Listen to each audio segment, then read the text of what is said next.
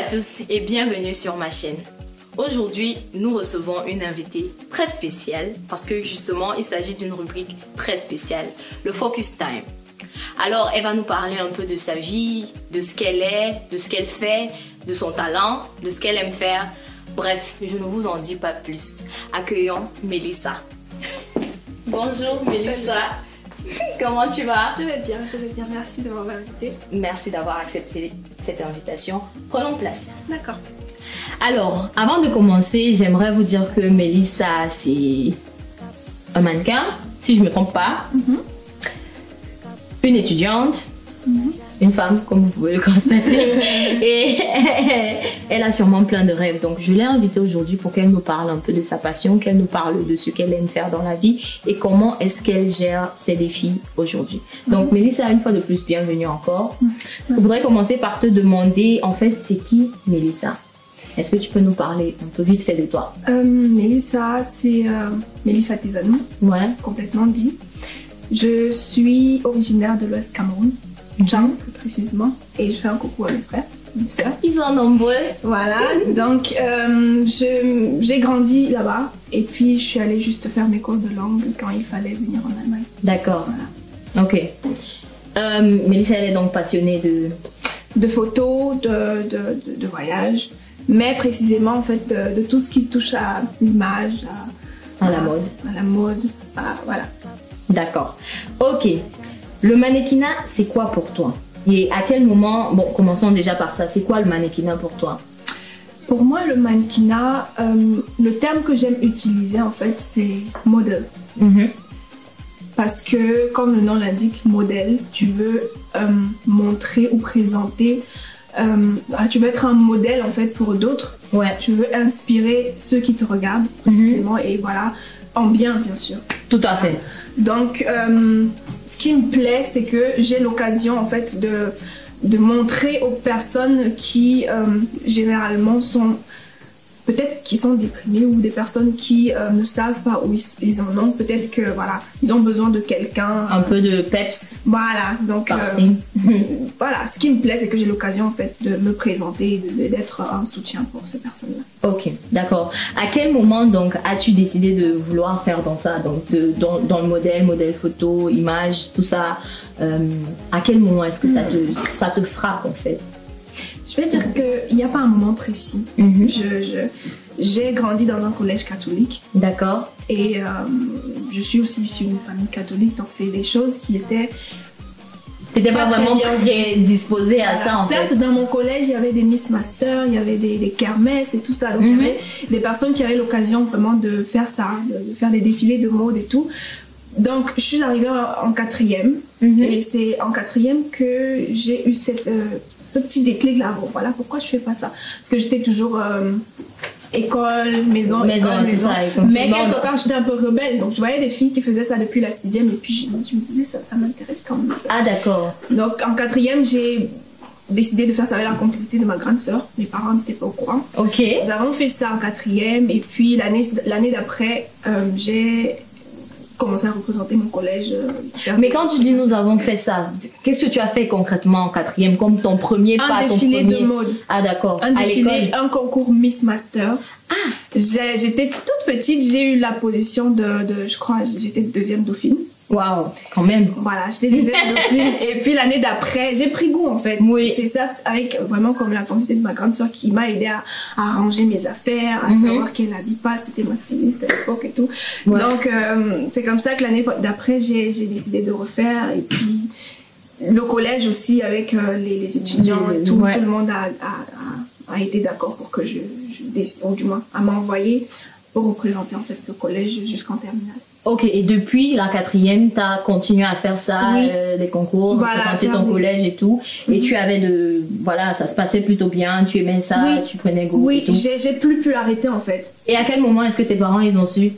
Je crois en terminale. Okay. En terminale, quand le principal a fait venir mon père, parce que mon père était, voilà, je vais pas entrer dans les détails, mais il se connaissait personnellement. D'accord. Donc il a fait venir mon père pour un problème autre. Et mon père était en quelque sorte, parce que quand je partais faire ces concours-là, je disais à mon père que je partais faire des matchs, des incollables. Voilà. Ah, ok, d'accord. Je m'en comment poser les questions et tout. Voilà, je m'en vais faire des trucs, des incollables. Donc du coup, dans une conversation, papa balance, mais voilà, ma fille, je suis très fière d'elle et tout, les matchs, les incollables et tout. Et le principal qui dit, ah oui, elle représente parfaitement le collège et tout. Ok. Et puis avec une beauté vraiment, elle tient ça de son père et tout. Et puis mon père, comment ça la beauté, ça a quoi à voir avec l'intelligence. Donc c'est comme ça que je me suis fait griller et voilà, j'ai reçu ma raclée de l'année. Mais ça m'a pas arrêté parce que quand j'ai voyagé et que je suis arrivée en Allemagne, j'ai eu beaucoup plus d'opportunités naturellement. Ouais, bien évidemment. Voilà, j'ai compris que je pouvais pas m'arrêter là et aussi voilà, c'était quelque chose, je savais que j'avais ça, c'est pas en comme toi, si tu y tenais. Voilà, c'est pas comme si je forçais ou alors voilà, ça se voit et tout. Donc c'est comme ça. Ok, donc au moment où on découvre le poteau rose et tout, tu arrêtes. Je veux dire, quand on est au Cameroun, quoi, c'est ça? Je vais pas dire que j'ai arrêté parce que si j'avais l'occasion de refaire autre chose, j'allais toujours refaire, même si papa le savait. Ok. Parce qu'après le bac, du coup, j'ai dû aller vraiment faire les cours de langue pour venir en Allemagne. Il y avait plus, certes, c'était quelque chose qui me plaisait. Oui. Mais il y avait d'autres priorités qui étaient à mettre vraiment en avant. Ok, d'accord. Et si on te demande aujourd'hui, quelles sont tes motivations dans la vie? Qu'est-ce qui te motive? Wow. C'est une question très vaste. Ouais. Parce que ce qui me motive tout d'abord, c'est de ne pas être un mauvais modèle. Ok. Voilà, un mauvais modèle dans le sens moral, dans le sens vraiment... que des personnes, des filles peut-être puissent se retrouver, que je puisse influencer négativement la vie de certaines personnes. D'accord. Ce qui me motive, c'est que...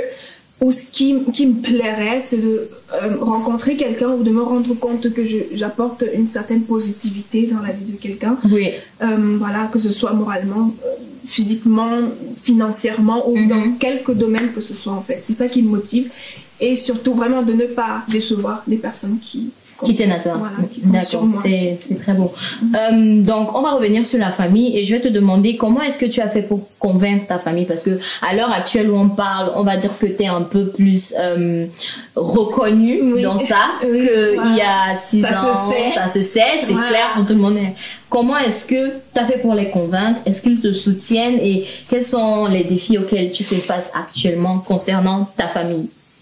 Alors, comme je l'ai dit, en fait, la famille, il y a des préjugés. Oui, il y avait des préjugés. Clairement. Tout le monde se disait, bon, voilà, ce que tu fais, c'est tu t'exposes et tout. Ouais. C'est pas pudique. Clairement.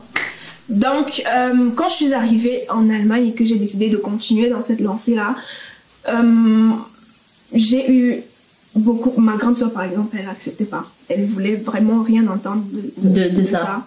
Parce que tout le monde se disait, si tu décides de faire ça, tu vas négliger tes études, tu vas négliger, c'est pas pour ça qu'on t'a envoyé en Europe et tout. En Europe, ok. Donc le moyen que j'ai trouvé le plus efficace pour que ça nous arrange la famille et moi, c'était vraiment de prouver que le fait de faire ce mannequinat ou d'être ce modèle-là, d'être famous, ne peut pas t'empêcher ne m'empêche pas vraiment d'être efficace ou de faire ce pourquoi je suis arrivée en Allemagne. Donc il y a ma sœur, il y a mes parents qui ont vraiment remarqué qu'il n'y a pas un déclic niveau scolaire, niveau universitaire, qu'il n'y a pas un dérapage et tout. Et du coup, et c'est plus facile à accepter quand c'est pas les résultats. C'est pas comme si du jour au lendemain ils ont accepté. C'est une chose qu'ils ont remarqué, une certaine évolution, une certaine maturité et tout. Donc au fur et à mesure, ça a été un processus. Et ma mère c'est ma fan numéro 1.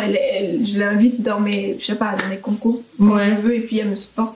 Et puis il y a mon père aussi qui accepte pleinement ce côté-là. C'est vraiment beau parce qu'après quand on regarde on sait tous d'où on vient et on sait que ces choses-là c'est difficile à accepter et vraiment il faut redoubler d'efforts, donner toujours beaucoup plus qu'on ne devrait donner ou donner 2 fois plus pour que il y a une certaine acceptation. Parce que justement, chez nous, c'est encore un peu des choses taboues, c'est des choses qui sont difficiles à accepter. Mais bon, comment réussis-tu donc à gérer ta vie normale, ton entourage. Je veux dire, quand tu marches dans la rue ou bien quand tes amis et tout, je veux dire, tu arrives à gérer ça comment? Attends, le fait on va dire que je suis déjà Naomi Campbell ou bien non, mais je sais que t'étais... Attends, je vais pas commencer on va citer les prix ici, là, que t'as déjà pris en Allemagne. Franchement, je vous dis, la go, il faut aller la regarder. Elle a... Voilà, quoi. Mais sur ça, en fait, t'es une sorte d'influenceuse, tu vois. Oui. Et donc, on se demande bien comment ta vie normale se passe. C'est normal. Toi, tu viens de le dire, ta vie normale. Ma vie normale est normale. Moi, j'en sais rien. Le truc ou le trick, c'est voilà, de savoir dissocier, de savoir faire la part des choses. Donc, quand t'es à l'école, t'es normal. T'es à l'école, tu vas à l'école. Certes, je suis à l'école, il y a ce côté vraiment de modèle d'influenceuse qui amène à ce que partout où tu sois, tu donnes un peu de... Voilà, tu veux montrer peut-être que ce que tu manges ou alors ce que tu fais ou essayer vraiment d'être présente dans la vie sociale, personnes, voilà, la vie sociale. Et vraiment... Quand je suis à l'école, vraiment faire la part des choses, ça veut dire que si de 10h à 11h j'ai un cours, je vais pas me retrouver en train d'être sur leur cours en train de filmer ou faire des trucs. Oui, t'es en cours. Ou alors si je suis dans une soirée, dans une fête entre amis ou en famille, je vais pas décider de me proclamer en tant que peut-être Miss quelque chose ou je sais pas trop quoi. Je décide de me faire toute petite quand il faut me faire toute petite et justement et quand il faut être modèle, quand il faut en fait. Ok, d'accord, ça marche. La prochaine question, c'est: as-tu déjà eu des moments de doute, de regret, des envies d'abandonner, la pression? S'il y a une pression, je suppose qu'il y en a. As-tu déjà eu des doutes, des moments où tu as voulu abandonner? Je dirais dans tous les domaines, en fait. Dans tous les domaines, il y a toujours un moment où vous vous demandez est-ce que ça vaut la peine? Est-ce que pourquoi est-ce que je me bats justement? Voilà, oui. Dans tous les domaines. Et aussi dans le domaine du mannequinat, notamment du showbiz, je vais dire ça comme ça. Oui. C'est un domaine assez perplexe, assez compliqué. Et je dirais que si tu n'as pas les pieds sur terre, le cou ou la tête sur les épaules, tu vas facilement commettre des erreurs. Oui. J'en ai commis quelques-uns et justement, je vais pas entrer dans les détails. Si vous voulez en fait savoir connaître ce qui s'est passé ou si j'ai des erreurs que j'ai commises, vous pouvez me suivre en fait sur Instagram, regardez sur YouTube. Oui. Et regardez une vidéo que j'ai faite en parlant de comment est-ce que les réseaux sociaux par exemple, comment ça peut influencer ma vie ou alors quelles sont les erreurs que j'ai commises et qui m'ont naturellement fait gagner en maturité. Exactement, parce que c'est très important de pouvoir se relever de quelque chose, d'un échec, d'une erreur. Le plus important, c'est comment on s'en relève. C'est ça, et c'est pour ça que je vais pas dire que j'ai des regrets. Parce que certes, j'ai commis ces erreurs-là, et puis ça me permet d'être une femme plus forte. Ça nous forge en fait. Futée, et voilà.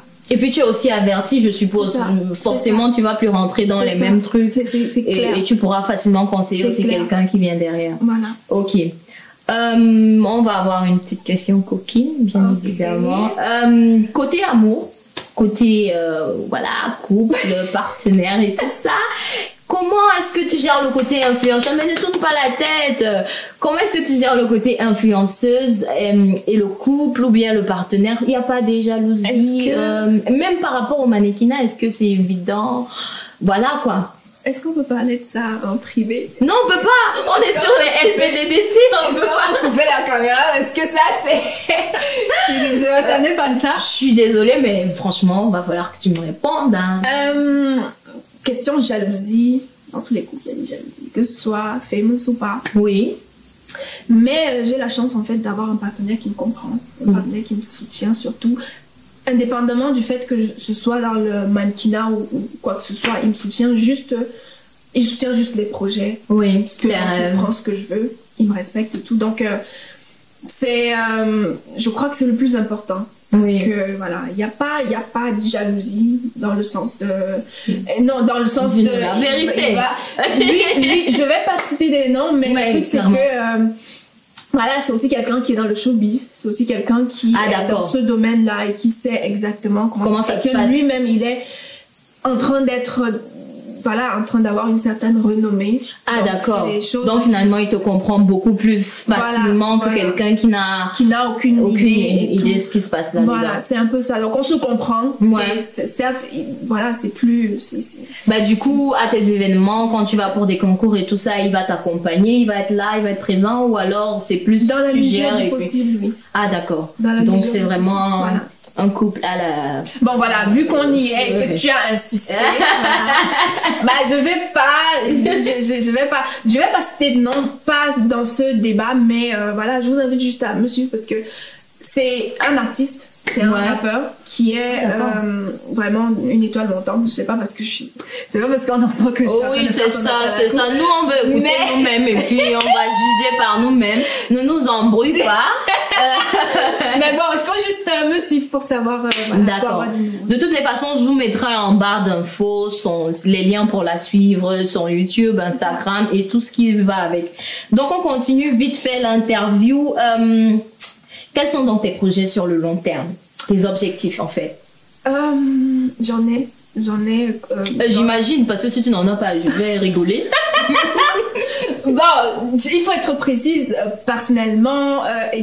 Non, par rapport, vu que je t'ai prise dans l'interview en tant qu'influenceuse, mannequin et tout, tes objectifs, vraiment, qu'est-ce que tu voudrais atteindre avec ce mannequinat? Voilà. Je veux que ce soit, ou je veux que la personne Melissa Art, que ce soit pas juste une influenceuse qui a un blog sur YouTube, mais que ce soit toute une communauté, en fait. Que ce soit, justement, c'est la raison pour laquelle j'ai créé la chaîne YouTube, pour avoir une certaine communauté autour de toi. Pour essayer, justement, peut-être grâce à toi maintenant, d'avoir une certaine influence, voilà, de regrouper le maximum de personnes. Parce que premièrement, je veux faire valoir la culture camerounaise en Allemagne. Ouais. J'ai fait quelques défilés, quelques concours en Allemagne, mais la culture camerounaise n'est pas très représentée. Ouais. Je vais dire camerounaise en particulier parce qu'africaine déjà en général n'est pas très reconnue. Donc c'est mon but premier de m'imposer, d'imposer notre culture, d'imposer nos origines dans ce lieu où nous nous trouvons. Et deuxièmement, j'aimerais avoir un certain impact dans la vie des gens. Non, bon, ça c'est tout un autre volet. Parce qu'en tant que modèle, faut pas juste être modèle parce que tu vas être modèle, faut pas juste être modèle parce que tu veux montrer les habits que tu portes ou alors quoi que ce soit. Il faut avoir un message. Voilà, ce que je soutiens ou la cause pour laquelle la cause que je soutiens et que j'aimerais vraiment accomplir, c'est tout d'abord Miss Cameroun que j'aimerais organiser en Allemagne. D'accord. Parce que dans tous les pays en Europe, on a Miss Cameroun France, Miss Cameroun Belgique, Miss Cameroun. Donc il y a Miss Cameroun Allemagne, Germany qui n'existe pas encore. Ça c'est vraiment que j'aimerais mettre sur pied. C'est un projet vraiment qu'il faut mûrir et à long terme. Qui te tient à cœur. Et aussi un projet à but caritatif pour des personnes non et malvoyantes. Qui sont en Afrique, au Cameroun et pourquoi pas en Europe. Voilà. Oh franchement, tu me touches là. Moi je veux pas pleurer dans mon émission quand même. Non mais franchement, elle est... Oh là là. En fait. Je suis trop contente de faire ce genre d'interview avec... Voilà, tu inspires et tu peux inspirer. Merci. Et à travers justement cette interview, c'est ce que j'aimerais que les gens... qu'on ne voit pas juste l'image, qu'on voit que c'est une jolie fille qui fait des photos, mais qu'on parle avec la personne, qu'on essaie de comprendre en fait, c'est quoi, qu'est-ce qui pousse la personne à faire ci ou ça et quelles sont les intentions derrière. Du coup, par cette réponse, en fait, j'avais une question en bas... si on te demandait pourquoi est-ce que tu te bats, je vois que finalement tu me donnes la réponse là. Donc on va finir sur la dernière question qui est comment est-ce que tu conseillerais donc une personne qui voudrait vivre ses rêves mais qui a peur et se retient à cause des préjugés, du fait qu'elle soit noire, camerounaise, africaine ou alors que ce qu'elle a envie de faire soit tabou, la famille, n'importe quoi. Qu'est-ce que tu conseillerais? Je peux parler à la caméra? Bien sûr, conseille directement. Alors, quoi que vous fassiez, il y aura toujours des personnes qui vont parler. Il y aura toujours des préjugés, il y aura toujours des personnes qui auront à dire, qui vont se permettre d'avoir un mot sur votre vie, en fait. Le plus important, c'est que vous le vouliez. Le plus important, c'est que c'est quelque chose que vous aimez faire. Le plus important, c'est que vous le fassiez pour vous et pour les personnes qui vous sont chères. Donc, si toi, tu as un rêve, que ce soit dans le domaine du mannequinat, que ce soit dans le domaine de l'entrepreneuriat, que ce soit dans quelque domaine que ce soit, je vais te demander de le faire et vraiment d'ignorer les avis externes. D'ignorer les avis externes qui te nuiront. Parce qu'il y a des avis externes qui sont importants, constructifs. Un avis. C'est bon. Voilà. Donc, c'est tout ce que je vais te dire en fait. N'aie pas peur, il faut le faire, il faut foncer. Et puis, et c'est en commettant des erreurs, comme je l'ai dit, que tu apprendras. Tu vas pas t'attendre ou tu vas pas attendre que te dire que je vais aller faire le mannequinat parce que j'ai vu Mélissa faire le mannequinat. Mais non, il faut vraiment que ce soit, ça vienne de l'intérieur et que ce soit... Voilà, et vraiment avoir une certaine motivation. Exactement. Ce n'est que ça qui va te permettre de te relever à chaque fois que tu vas tomber. Exactement. Donc vraiment, elle a bien conclu. Ça concerne tout le monde, toutes les personnes qui ont des rêves. Et franchement, moi, je suis aussi d'avis que si tu ressens à l'intérieur de toi que tu es faite pour quelque chose, que tu as envie de faire quelque chose, au pire, tu vas faire quoi? Tu auras essayé et ça aura pas marché. Mais au moins, tu sauras que ça n'a pas marché. Donc, avec cette petite rubrique, je voudrais déjà dire merci à Mélissa d'avoir accepté d'être celle qui va ouvrir cette rubrique dans ma chaîne parce que, exactement, franchement, ça me tenait énormément à cœur d'essayer de recenser toutes les petites personnes, les petits entrepreneurs, les petits influenceurs d'aujourd'hui parce que pour moi, c'est eux qui seront les grands influenceurs de demain. C'est une très bonne idée. On pourrait parler déjà maintenant de ça. Ça motive des personnes à se lever aussi, qui ont des rêves, qui ont des envies, qui ont des talents, à se lever et à essayer de combattre pour ça. Donc avec cette rubrique, vraiment, je te dis merci du fond du cœur. C'est moi qui te remercie de m'avoir invité parce que quand tu m'as présenté ce projet d'ouverture et justement j'ai dit qu'il faut que nous fassions reconnaître notre culture, nos valeurs. Exactement. Et ce n'est qu'à partir de ce genre d'émission que tout le monde saura qui est qui. Exactement. Et voilà, je suis contente en fait de faire partie de cette saison. Des instigateurs. Je suis contente qu'elle ait pu me présenter à vous pour ceux qui ne me connaissent pas encore. Donc, merci d'avoir regardé l'interview. Comme je l'ai dit, je vais mettre en barre d'infos le lien de la chaîne YouTube de Mélissa, son Instagram, son whatever, le compte qu'elle a sur les réseaux sociaux. Vous allez trouver en barre d'inscription. Vous allez la follow, on dit comment? Abonnez-vous à la chaîne YouTube parce que j'en ai beaucoup que j'ai vraiment envie d'inviter en Focus Time sur cette chaîne et je pense vraiment que on peut le faire. On peut se pousser nous-mêmes et on n'a pas besoin d'attendre quelqu'un pour le faire à notre place. Donc, merci encore. Merci à toi. Et bon retour chez toi. Chez toi. Et à la prochaine. Ciao. Bye. La jungle.